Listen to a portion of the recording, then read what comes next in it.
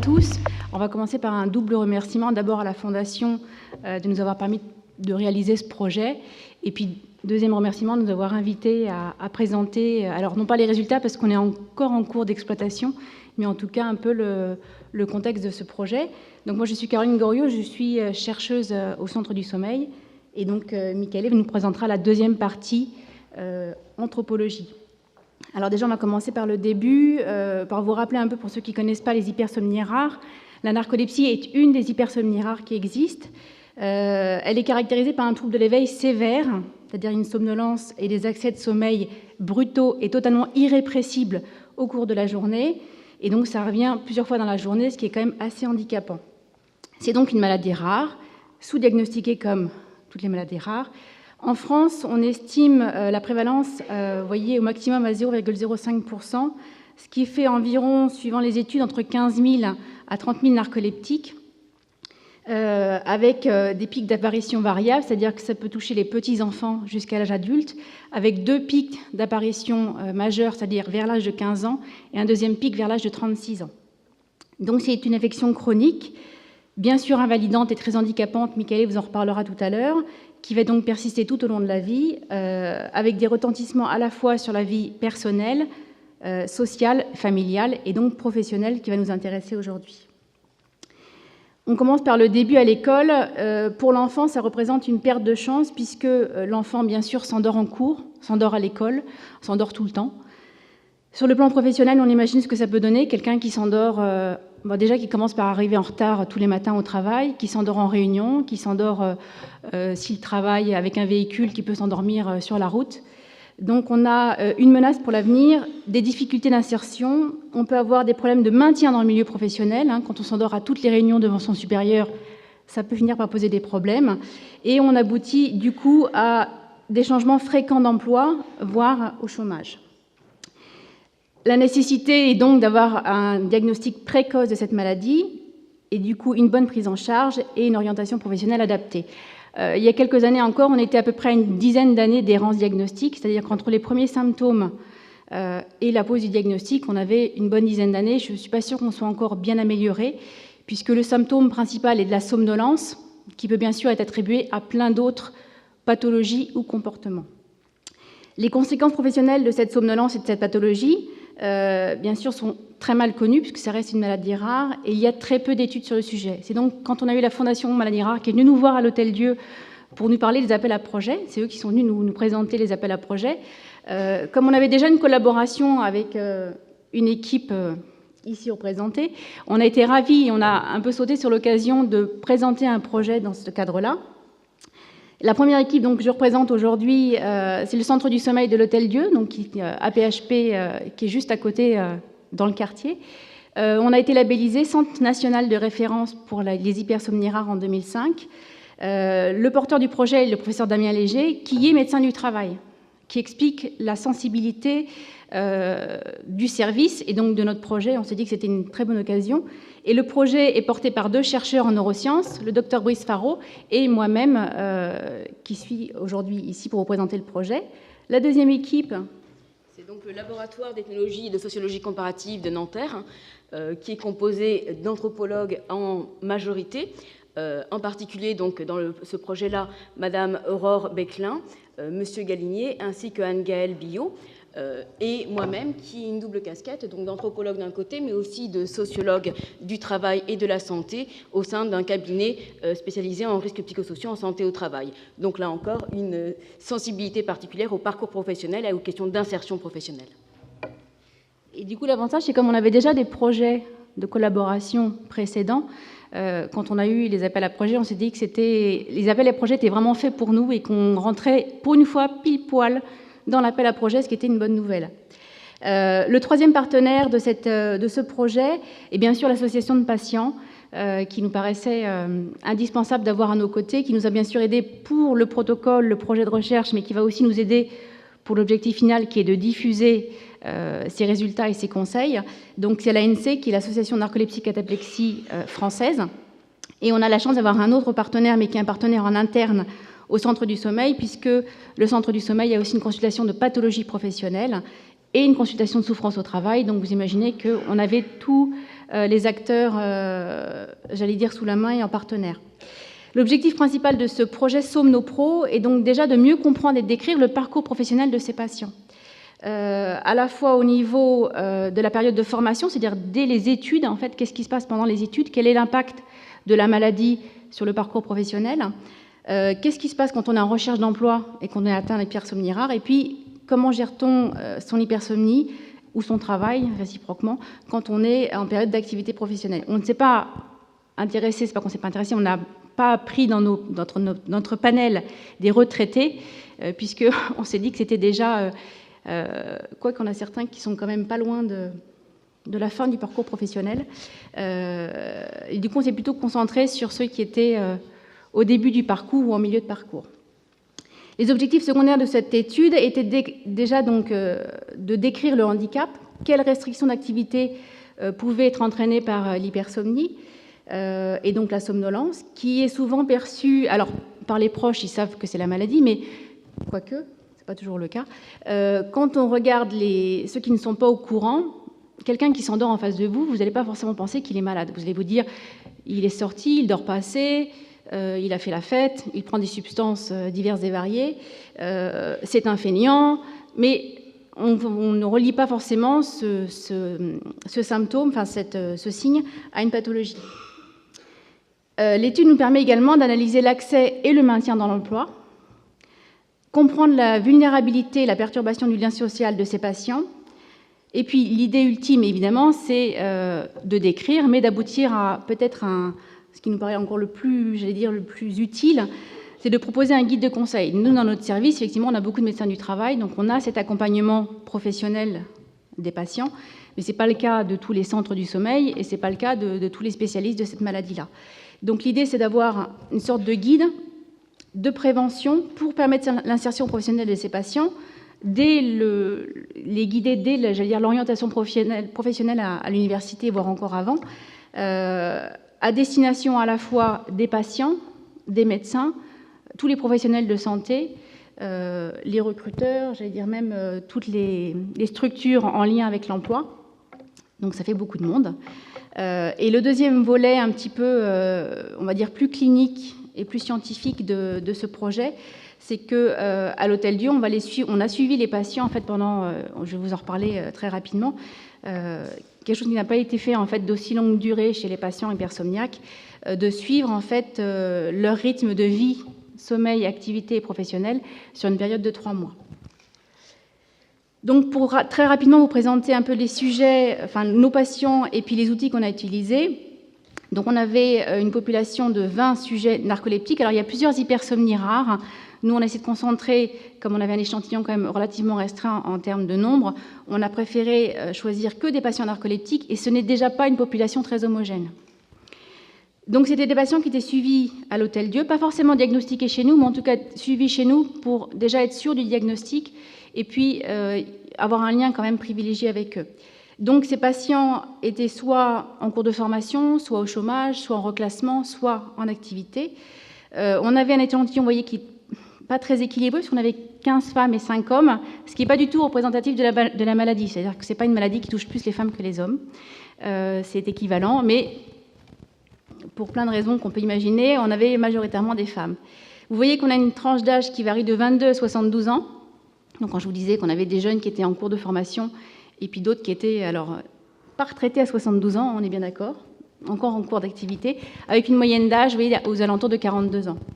Donc, je vous le disais, on a une double approche clinique, puisqu'on était à la fois des cliniciens et des chercheurs à l'Hôtel-Dieu, et puis l'équipe de Nanterre en anthropologie. Donc, la caractérisation clinique dont je vais vous parler, avec des enregistrements de leur rythme activité-repos par actimétrie et agenda, et puis l'enquête socio-ethnographique dont va vous parler Michaëlé juste après. Donc, je vais vous présenter le premier outil qu'on a utilisé. Donc, pour caractériser de façon clinique nos patients sur une période assez longue, on a commencé par utiliser l'actimétrie. Je ne sais pas si c'est un outil que vous connaissez.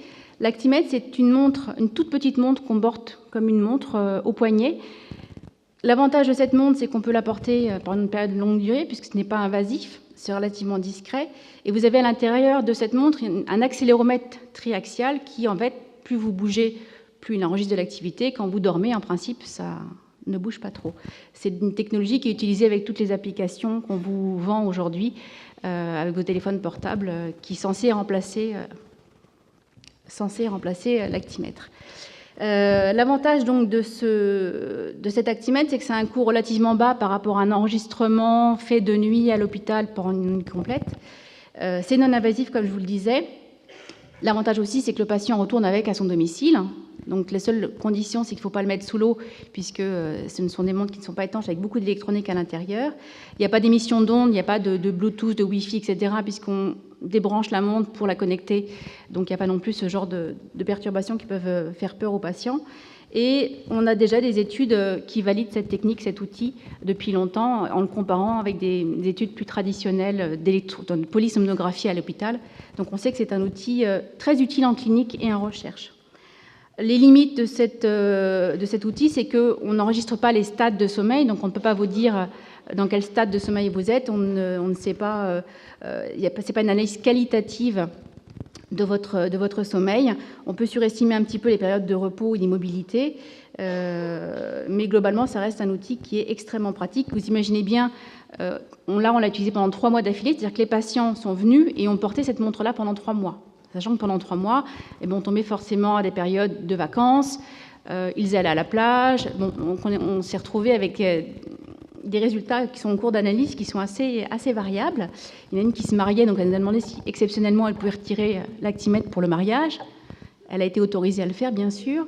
Mais oui, globalement, c'est un outil qui est assez discret, qui pouvait passer pour une montre de sport. C'est très tendance d'avoir les montres connectées, donc c'était assez facile de leur faire porter ça.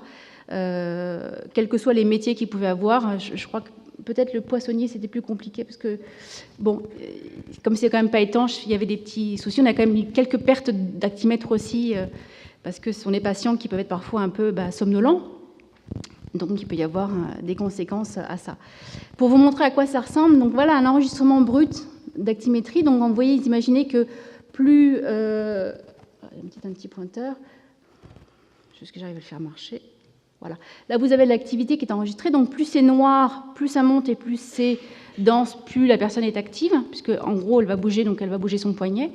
Et vous voyez que là, on peut zoomer du coup. Là, on a fait un zoom sur la nuit, et vous voyez que, en principe, quand on dort, il peut y avoir des petits réveils, des petits mouvements. Quand la personne se lève, franchement, c'est vraiment caractéristique. Mais du coup, on a quand même un enregistrement assez fin qui nous permet de déterminer à peu près la latence d'endormissement. Est-ce que la nuit est fragmentée? Est-ce qu'il y a beaucoup de réveils nocturnes? Est-ce que la personne est très agitée la nuit? Donc on a quand même une idée de la qualité de son sommeil. Donc vous imaginez, on a ça pour 20 patients pour 3 mois, donc ça fait 90 nuits, nuit et jour, et il faut donc analyser toutes ces données. Voilà un peu quand on a plusieurs nuits qui s'enchaînent. Donc là, c'est pas forcément très régulier. C'est un outil qui est très utile pour analyser, pour travailler chez les travailleurs postés, les travailleurs de nuit. Mais un travailleur en 3-8 en actimétrie, c'est vraiment très utile pour ça. Personnel navigant aussi avec le jet lag, c'est vraiment extrêmement utile pour ce genre de patients. Là, on n'avait pas de personnel navigant, en tout cas de travailleurs. Si on a un travailleur posté quand même. Donc ça, c'est vraiment des outils assez simples pour ça. Bien sûr, l'actimètre n'est pas utilisé tout seul, c'est-à-dire qu'on a toujours, quand on donne un actimètre, même en clinique, à l'hôpital, l'actimètre est toujours jumelé avec un agenda de sommeil. L'actimètre va nous donner l'objectif et on va demander au patient le subjectif, son perçu. C'est-à-dire qu'on va lui donner un agenda de sommeil. Donc traditionnellement, vous avez juste un agenda de sommeil où vous racontez votre nuit. Et nous, du coup, pour l'étude, on a créé spécialement un agenda sommeil et travail pour avoir en parallèle son sommeil qui pouvait aussi être pendant la journée et son travail. Voilà à quoi ça ressemblait. Donc on avait en fait, vous imaginez qu'il faut remplir ça pendant 3 mois, tous les jours. Donc vous aviez la partie supérieure où le patient devait nous décrire ses nuits. Donc il devait nous dire, voilà, je me suis couché à telle heure, je me suis endormi à telle heure, je me suis réveillé, j'ai fait la sieste à ce moment-là. Enfin, en tout cas, je me rappelle avoir fait la sieste. Et en dessous, il devait nous décrire, pour ceux qui travaillaient, les horaires, en tout cas, des postes de travail. Il devait également nous donner une appréciation très subjective et très personnelle de la qualité de son sommeil, de la qualité de son réveil le matin, et puis comment avait été la forme en journée. Et il avait un peu de place sur l'agenda à côté pour nous mettre tout ce qui lui passait par la tête, les traitements qu'il prenait, les événements positifs, négatifs, etc., qui aurait pu nous aider à interpréter l'actimétrie. Pour vous donner un peu une idée, en fait, voilà une page pour une semaine d'agenda. Donc tout était, on a essayé de faire un document assez synthétique, discret, parce qu'il y en avait qui partaient en déplacement, donc il fallait que ça reste discret.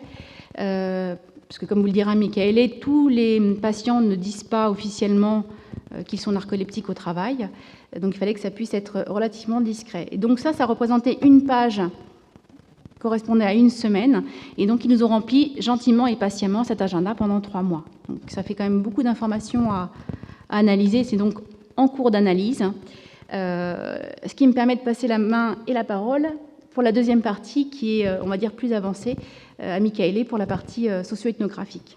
Merci Caroline. Donc pour ce qui est de la partie de l'enquête socio-ethnographique, donc, nous avons donc rencontré 20 patients, un certain nombre d'entretiens d'abord en vis-à-vis, de manière à recueillir auprès d'eux leur parcours de vie et leur parcours professionnel, de les mettre en confiance aussi bien évidemment, puis d'aborder la question de à qui ils ont parlé de la maladie dans leur entourage social, familial et aussi professionnel, de manière à les taper aux portes des personnes qui nous auraient été indiquées comme potentiellement d'accord pour participer à l'étude, parler de la question de la narcolepsie, des conséquences que ça peut avoir dans leur propre vie, mais aussi dans l'aménagement de l'organisation du travail. Pour la majorité des patients, ce que vous a dit Caroline antérieurement, l'accès au monde professionnel nous a été très complexe, puisque une grande partie des personnes que nous avons dans cette étude n'ont pas dit en contexte professionnel qu'ils sont porteurs d'une maladie rare, la narcolepsie, et donc sont en situation de masquer la maladie, de masquer les symptômes, et donc il est dans ce cadre-là impossible de rencontrer le contexte professionnel en majorité. La question dans les entretiens qui a été traitée en premier lieu, c'est quel est le vécu, quel est le ressenti des patients concernant le fait d'être porteur d'une maladie rare, le fait d'être atteint de narcolepsie, les représentations de la maladie dont ils sont porteurs et comment ces représentations ont évolué avant et après le diagnostic, avant et après le traitement et tout au long de leur séquence de vie. Les questions qui ont été posées aussi, c'est bien évidemment celle de ce qui est faisable ou pas faisable en termes d'activité, ce qui est envisageable pour eux, comment ils s'organisent au quotidien pour réaliser les activités qui sont les leurs, ludiques, sociales, familiales, professionnelles. Dans cette enquête et dans la partie en tout cas entretien, Trois éléments peuvent être notés. D'abord, un accès à l'entourage social et professionnel qui a été restreint du fait des conduites de masquage de la maladie. Mais ça, c'est le point négatif. Les 2 points plutôt positifs, c'est que l'accès aux patients et l'accès à leur famille a été facilité parce que les uns comme les autres sont en très grande demande d'écoute, de prise de parole, qu'on les écoute, qu'on les reconnaisse dans ce qu'ils vivent au quotidien. De fait, les entretiens avec les patients, ça a été plutôt la porte ouverte, avec un besoin très intense de prendre la parole sur des très longues durées. Donc les entretiens avec les patients duraient facilement 2, 3, 4 heures, et ils en redemandaient. Donc la question de l'accès aux patients n'était pas difficile en soi, même si, comme vous l'a dit Caroline, c'est prioritairement des femmes qui ont répondu positivement à la sollicitation d'entrer dans une étude de ce type-là. Pour ce qui est de l'entourage familial et social, là encore, le besoin d'exprimer et de questionner sur ce qu'est la maladie, ce que va devenir le patient, ce qu'est l'efficacité des médicaments dans le long cours, quelle est la dimension héréditaire ou pas. Les demandes des familles étaient extrêmement importantes et donc accéder aux familles, donc les conjoints, les conjointes, les enfants et les parents étaient assez facile dans la mesure où le patient nous laissait accès à cela. Les récits avec les patients, les personnes atteintes de narcolepsie, se basaient dans un premier temps sur atteindre, comprendre ce qu'a pu être leur parcours de quête de diagnostic, ce que disait Caroline en termes de errance diagnostique. La durée de l'errance diagnostique chez les patients narcoleptiques est vraiment longue. La moyenne dans les personnes que nous avons rencontrées est 8 ans entre le moment où ils se sont questionnés « qu'est-ce que j'ai ? Je suis différent » et le moment où ils ont tapé à la porte de médecins pour obtenir un diagnostic.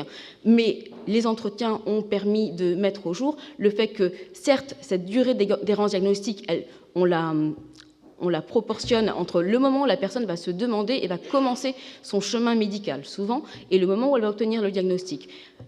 Les entretiens montrent qu'en fait, les personnes, en récitant et en répondant à mes questions, se sont posé la question, mais en fait, je pense que j'ai présenté des symptômes bien en amont encore, et bien souvent, ils remontent à l'enfance en se questionnant, est-ce que ceci, c'était déjà de la narcolepsie, est-ce que j'étais déjà dans la maladie et son évolution, ou pas.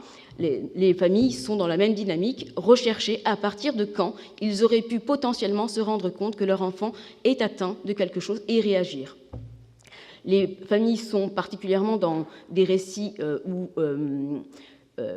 émettent un certain nombre de signes montrant une très forte culpabilité concernant la manière dont ils ont géré le parcours de leur enfant, de l'enfance à l'âge adulte, et voire tout le long de la vie adulte, puisque les proches sont bien souvent mis de côté ou à l'âge adulte parce qu'ils n'ont pas bien su gérer la période antérieure, parce qu'ils n'ont pas nécessairement su accompagner la personne atteinte de narcolepsie, bien souvent aussi parce qu'ils ont été les premiers à utiliser les épithètes que Caroline vous soulignait tout à l'heure, fainéant, marmotte, manque de volonté, manque de personnalité, etc.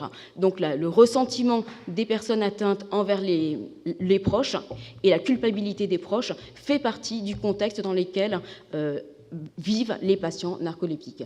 Quand il s'agit des récits de parcours professionnels, il s'agissait essentiellement d'essayer de reconstituer a posteriori les différents épisodes marquants du point de vue du patient concernant sa scolarisation, ses études, son entrée dans la vie active et les différents épisodes d'un passage d'un poste à un autre, d'une entreprise à une autre, etc.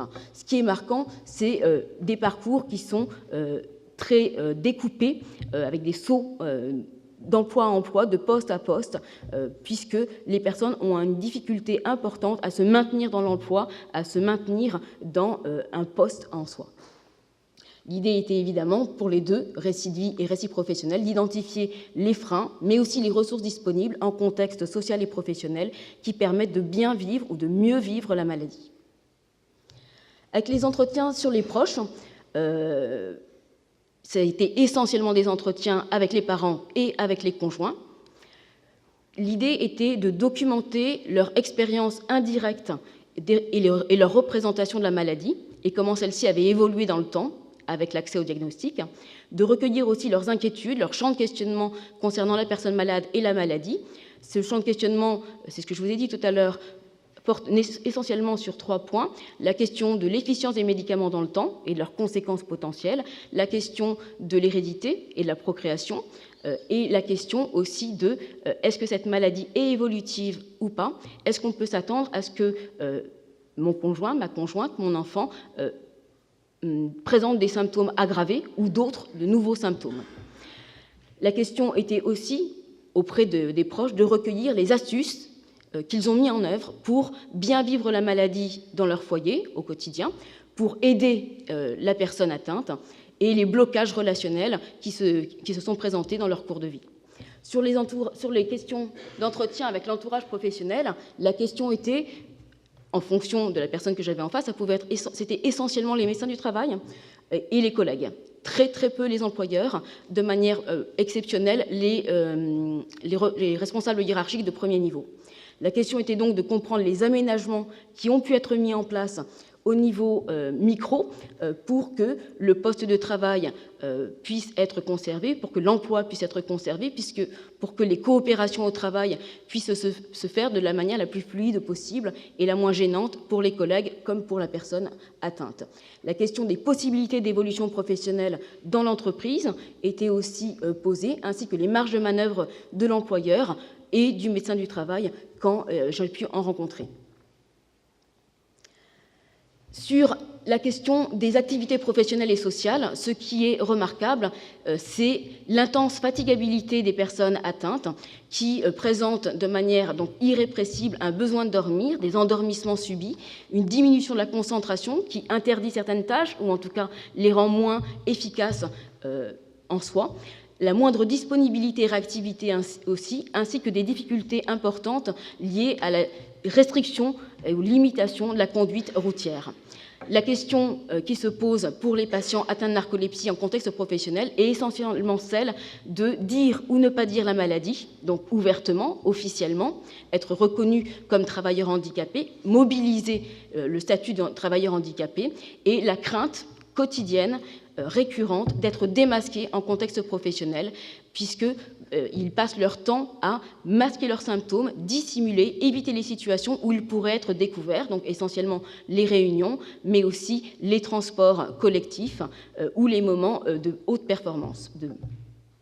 Les questions que l'on pose aussi concernant le parcours professionnel sont celles de l'appréhension du changement.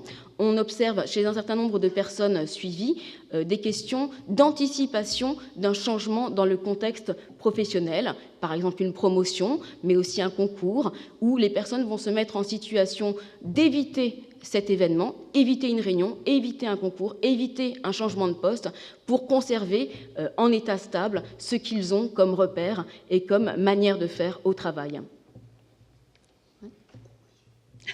La conclusion, je vais rester sur cette dernière diapo concernant ce que l'on a pu observer sur les dynamiques professionnelles des personnes narcoleptiques, des carrières qui sont enrayées, soit dès l'entrée, le choix professionnel qui est enrayé dès le début, donc au moment scolaire ou universitaire, des aptitudes au poste qui sont souvent remises en question en cours de vie professionnelle, des conduites de performance que l'on retrouve chez une grande partie des personnes suivies quand elles sont en poste, qui développent des conduites hyperactives, c'est-à-dire qu'elles vont remplir leur agenda au maximum possible pour ne pas laisser place à des endormissements, pour ne pas laisser place aux symptômes de la maladie, ce qui va donner lieu, par contre, en contexte social familial, c'est-à-dire en fin de journée ou en week-end, à des écroulements physiologiques pour récupérer le temps qui n'a pas été donné, qui n'a pas été pris pour se reposer, se restaurer, dormir, tout simplement, puisque leur besoin est plus conséquent que pour n'importe quelle autre personne. On a aussi, dans les parcours professionnels et dynamiques professionnelles des personnes narcoleptiques, des épisodes très réguliers de reconversion, reclassement professionnel, changement de poste, changement d'employeur, et des épisodes judiciaires assez réguliers, notamment un passage par des prud'hommes de manière assez régulière et très complexe, puisqu'on est face à une maladie rare qui est mal connue, qui est mal documentée, dont on retrouve peu de traces dans les documents de la médecine du travail, d'une part parce que les personnes ne le disent pas, mais aussi parce que les médecins du travail ne sont pas tous tout à fait informés de la spécificité de cette maladie rare, et des ajustements, quand ça se passe bien, donc là encore c'est extrêmement peu de cas dans le groupe de personnes suivies, des ajustements conjoints employeur-salarié quand la médecine du travail et l'employeur ont été mis au courant du fait que la personne a une particularité liée à ses conditions de santé. Là, le médecin du travail et l'employeur peuvent mettre en place des aménagements du poste qui concernent notamment les horaires de travail, soit ceux de la journée, du temps partiel, soit rendre possible des pauses plus longues, des siestes entre midi et 2, un retour au domicile, une proximité domicile-travail, des aménagements de ce type-là, ou alors carrément des reclassements. Merci.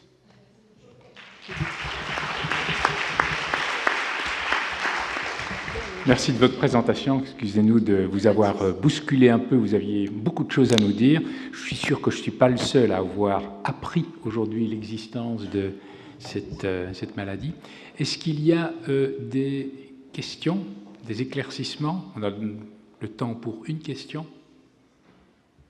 J'ai vu qu'il y avait une association de patients. Est-ce que dans les témoignages que vous avez pu recueillir, il y a, comme vous l'avez dit, des astuces qui peuvent se transmettre? Est-ce qu'ils apprennent beaucoup les uns des autres? Est-ce que ça les aide? Alors l'association de patients, donc l'association nationale narcolepsie et hypersomnie rare, effectivement, elle propose d'abord un site avec un forum qui est relativement fréquenté par les personnes que l'on a suivies, parfois, mais surtout au moment de l'entrée dans la maladie, le diagnostic et le début des traitements. Après, généralement, ils s'en distancient. Ce qu'elle propose aussi, c'est des ateliers ou des groupes de parole qui, là encore, sont, je dirais, pris d'assaut, surtout par les proches. Et puis, il y a aussi organisé annuellement par le Centre national de référence sur les troubles du sommeil ainsi que l'association, une journée nationale de la narcolepsie qui donne l'occasion de prendre la parole du côté médecin, mais aussi du côté proche et patient, qui là y trouve une ressource fondamentale, notamment au moment de l'entrée dans la maladie, puis à des moments plus ponctuels dans leur cours de vie, lorsqu'il se présente un certain nombre de difficultés d'ordre médical, social ou professionnel. Elle me dit que dans une maladie dont on n'ose pas parler dans l'entourage, c'est d'autant plus utile. Hein. Allez-y. Non, je disais, il y a aussi des groupes Facebook, si ça vous intéresse. Oui. Où les Moi, patients, Facebook, du coup, pas, mais... non, mais ce qui permet du coup, peut-être aux plus jeunes, Oui. parce qu'on a vu le premier pic principal, Oui. c'est 15 ans, donc c'est comme des outils typiques de cet âge-là. Nous, on les encourage fortement à rencontrer, parce qu'ils sont quand même très fortement isolés, et on encourage les patients et les parents à rencontrer d'autres jeunes. Je sais que l'association organise aussi des séjours jeunes, pour que les jeunes puissent se rencontrer ensemble et discuter justement des petites astuces qu'ils ont mis en place, consciemment ou inconsciemment d'ailleurs, pour justement mettre en commun tout ça. Et c'est vrai que les échanges les uns avec les autres sont... Vous voyez que ça les enrichit, ça les aide. Demande, oui. Merci beaucoup.